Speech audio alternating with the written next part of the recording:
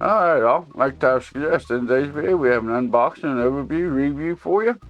We have the ROG STRIX B650E-F gaming Wi-Fi motherboard.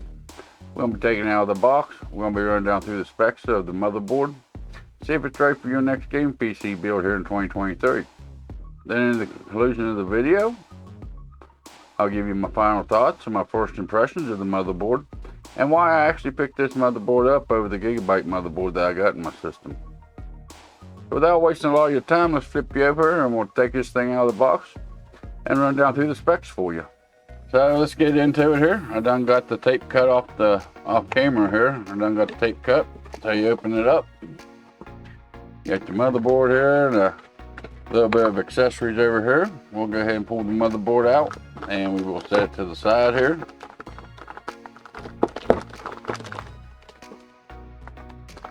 Yeah, just like the other one, it's actually pretty heavy. Got a little bit of weight to it. I guess this kind of pooches out from the inside here. There we go. What we got there? That looks like your Wi-Fi antenna. We'll take that out of the package here in a minute.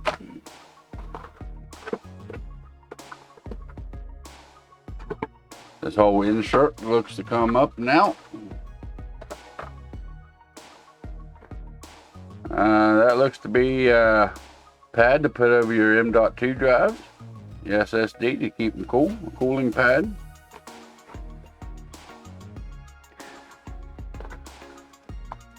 You get a ROG, what is that?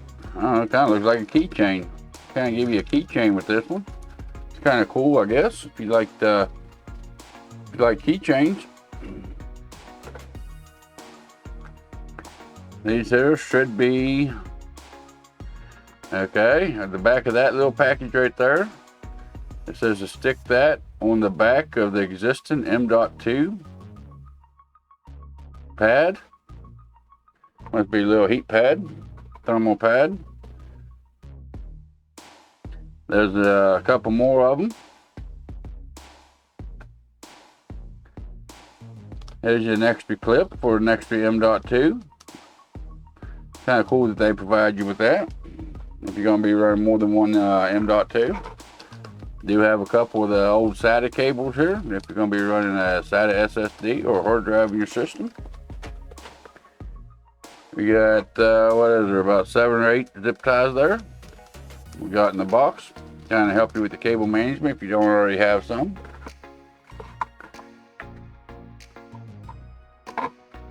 What else do we got here?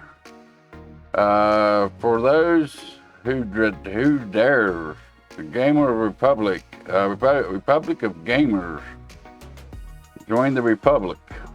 Must be some kind of group or something, I'm assuming. Then you got your ASUS web storage. Not too sure on what that is, but I ain't interested in it. Then you got your user manual, which does come in handy if you run if you want to run a SATA drive or whatever. It tells you where to plug them in at. It tells you what DIMM slots to populate first for your dual channel and all that. How to connect your front panel connectors if needed. You know, it shows you layout on all that. So it is kind of handy to have. They actually still provide that. They don't tell you to go to a website. And then we got another cord here. Get ready to rock the gaming world with the ROG STRIX. As a member of the elite gaming community, it's time to level up with Armory Crate. That's about the ROG software. And the box is empty. So let's get some of this put back away and we'll start taking some of these accessories out of the bags. And hey guys, one thing I do want to take out of the bag here, I don't think I want to take all them little pads and stuff like that out. They're pretty self-explanatory. But one thing I would like to look at here is the Wi-Fi antenna, which I won't use Wi-Fi. I do have a solid connecting cable to my Wi-Fi. It's pretty nice looking antenna. Got quite a bit of movement to it, depending on how you want to set it up. I believe that's metal. Yes, it does have a magnet. This back here is a magnet. That way it sticks to your computer pretty good. Even though I ain't going to use it, we'll take it and we'll unwrap it here and see how long the cables is for you. I know I get questions on some other Wi-Fi motherboards about how long that cable is on them. I just pulled the tape measure out and measured it up. The cable on it, it does feel pretty nice cable. It is about 31 inches long from the base to the end of the cables. Of course, that should have just your regular screw-on Wi-Fi connectors here, which comes already pre-installed on the motherboard. But there you go. Alright guys, the main thing came here for is the motherboard. Let's get this thing out of the anti-static bag here.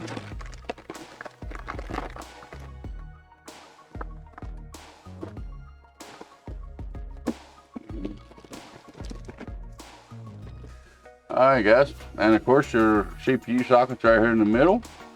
And that is the AM5 socket, which is a 1718 LGA array.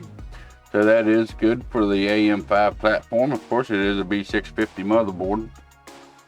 The VRMs underneath the heat sinks, it does have pretty good heat sinks to it. Should be pretty good for overclocking if that's your cup of tea. The power delivery on this motherboard is a 12+2 power stage. So you should be able to get pretty good overclocks out of your CPU and RAM with them, at least. Hopefully, should be able to. Like I said, it is a pretty weighty board. It does, you know, AMD was always known to have pretty light motherboards. Since the AM series came out, or the Ryzen series came out, they've actually been putting a little bit more attention on AMD, so they are getting to be pretty hefty, just like Intel motherboards has been. This is the B650E, which means extreme, so you should have a little bit better compatibility than if you just go with this B650 motherboard. You do have 4 DDR5 RAM slots over here. That takes the regular 288 pin DDR5, and it does support overclocking RAM up to 6400 plus on the megahertz speed. It will run up to 128 gigabits in dual channel. It does support ECC, but it says buffered support, unbuffered. And of course it does run the EXPO. That's the new overclocking standard for AMD. If you wasn't aware on as far as the RAM goes, that's what they're calling it. Right up here is your supplemental CPU power, which is an 8-pin and a 4-pin. That's something to keep in mind if you want to get the max performance out of your motherboard. You need to buy the PSU that has both of them connectors. That has 2 8-pin CPU connectors on it. And right down here is your PCI Express slots. You have 2 by 16. You have 2 of them that's by 1. The top one up here is closest to the CPU. It's kind of cool. They got this quick release button for you to release your GPU. That way you don't have to reach down in here to get that clip. That's kind of cool they add that. Pretty nice feature. Like most B650E motherboards, you get the top one that runs at 5.0 Express. The bottom one down here only runs at a 4.0 Express. And this is the main reason why I'm changing out my motherboard, but it does support a times force mode. The 2 little ones right here are PCI 4.0 times 1. There's 2 of those. That's good for like a sound card or something like that if you need something like that. This bottom PCI Express times 16 slot right here is the main reason why I'm changing mine out. It does support up to a times 4 mode instead of times 1 mode, where the 2 little ones only do the times 1 mode. Now keep in mind, this bottom one also goes through the chipset. It don't connect directly to the CPU, but it shares the bandwidth with the third M.2 down here.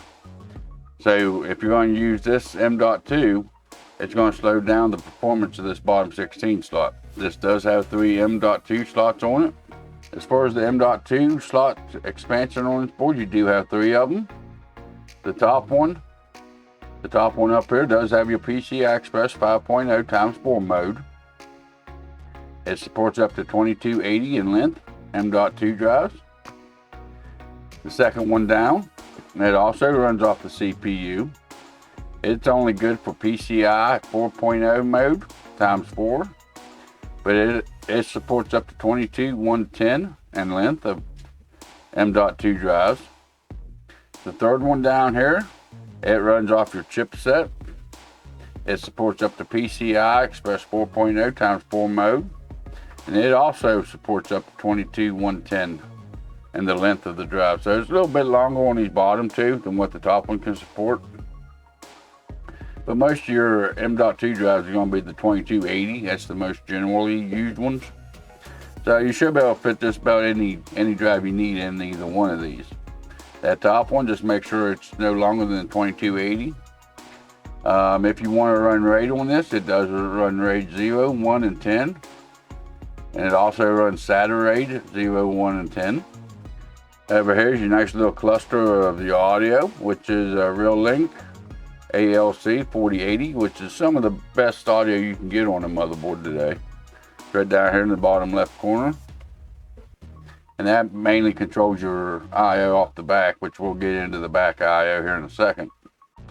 Okay, the interconnectors here, we do have the USB Type-C port right here. You have your USB 3.0, which usually is your blue cable on your case usually. And you also have two USB 2 connectors on the motherboard right here. Back up here at the top, the little gray header right here, the 4-pin fan header, that's for your CPU. The one right above that is for your AIO pump header. Another CPU optional fan header. And we have 4 chassis fan headers, which would be right here. There's one down here, there's one here, and there's one here. So they pretty well outline the motherboard. You also have one back here underneath this, behind this heat sink. I don't know if you can see that or not. Right down there's your 4th CPU header for the motherboard. Of course, you got your 24 pin here.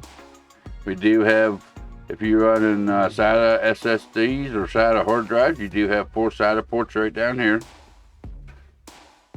which is right angled off the motherboard. That way your cable needs sticking straight out of your motherboard, which is kind of cool. And these covers over the M.2 slots, they do also double as a heatsink for your SSDs. Okay, so we have 3 addressable Gen 2 headers, which we got one there. That's addressable. That's addressable. And that one's addressable. And if you have just regular ARGB, or if you have just RGB, you do have one of those as well. That's up here. If you are doing any kind of overclock, you may need to know where this is at. This here is for your clear CMOS. Just take a screwdriver and kind of put them 2 prongs together for a few seconds. That'll reset your CMOS for you, or reset your BIOS for you if you need to for any reason. That over here is your CPU overvoltage jumper. I'm not too sure. I'd have to actually look into that and see what that actually does for you. I guess if you want to really push that CPU to where you could have full control of the voltage, you have to jump them 2 pins right there, I guess. Of course, you got your standard front port headers right here for your case. You know, all your reset button, your power button, and all that good happy stuff. You got your front audio over here on this corner of it. Over by your audio pieces. It is a full-size ATX. It is 12 inches tall by 9.6 inches wide, which, depending on your case, that may depend on if you can use it or not. Motherboard first came out in October 10th of 2022. Okay, let's go ahead and flip it over here and we'll see the back I/O of it here. Alright, since AM5, they do have integrated graphics. You do have a display port and HDMI here. It looks like we do have 4 USB 3.2 Gen 1 ports, which is Type A. BIOS flash button here on it, which is pretty nice. We also have 4 USB 2.0 ports from Type A, right here in the middle, right down through here. The 2 red USB ports right here. USB 3.2 Gen 2 ports, and the red ones. And then you also have, it says you got 1 Type C, but it looks like you got 2 Type Cs. Of course, there's your antennas, where your antennas hook up for your Wi-Fi. You have 5 ports for your audio.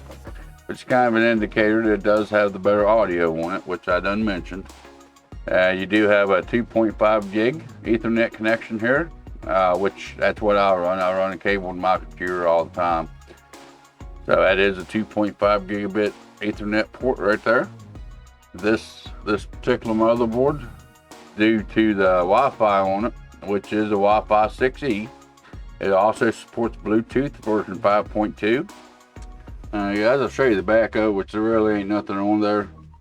The only thing really back here is your CPU backplate, and it is screwed down through. So to use this motherboard, you will have to get a cooler that does utilize the backplate for AM4. It does not come with a backplate you have to change out, so that's something to keep in mind. But yeah, guys, that's kind of the motherboard, kind of a rundown and what it offers you. Let me get reset up here and I'll come up with the conclusion of the video for you. So we took it out of the box and ran down through the specs. I showed you where the main connector was on the motherboard. I showed you what you can expect out of the back I/O as far as connectivity goes. I think it's a pretty good motherboard. It's nice and weighty, it's nice and heavy. And of course the ROG Strix is one of the top lines from ASUS. So you should be able to get pretty good overclocking capabilities out of this motherboard. That with that 12+2 power delivery design for the CPU, 8-pin plus the 4-pin connectivity for the CPU power, you should be able to get pretty good overclocking capabilities out of this motherboard. So why did I end up having to spend another $300 on a motherboard for my system?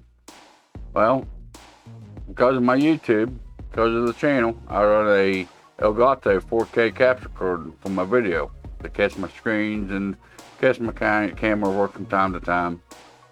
And the Gigabyte motherboard just won't support it. Every time I put the capture card into the x16 slot on the Gigabyte motherboard, it just shows very, very slim top of the camera, or the top of the screen. The rest of it would be green. I couldn't figure it out. It took me about 3 hours to figure out what it was.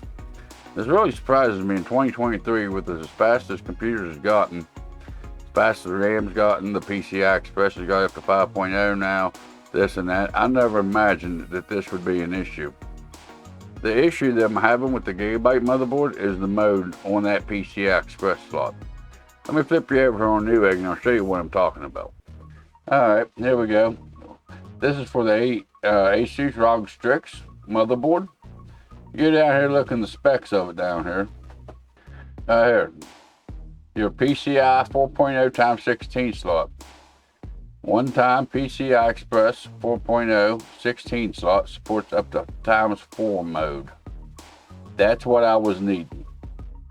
If you look at the Gigabyte motherboard here, it's got two other PCI Express 16 slots, running PCI 3.0, but they're only running at the x1 speed. After a couple hours of updating the firmware on the capture card and reinstalling drivers and all that, I figured out that's what my issue was. The Elgato 4K capture card that I run, it has to have at least x3 speed on that slot to be able to operate. I never imagined in 2023 we'd have this kind of compatibility issue. I never thought of it. It never crossed my mind when I bought the Gigabyte motherboard. So that's why I bought this motherboard to swap it out in my system. I've had my components for close to a month now. And hopefully after this weekend, after this video, I can put it together and I can actually start using what I paid for, hopefully. I'm hoping everything goes right.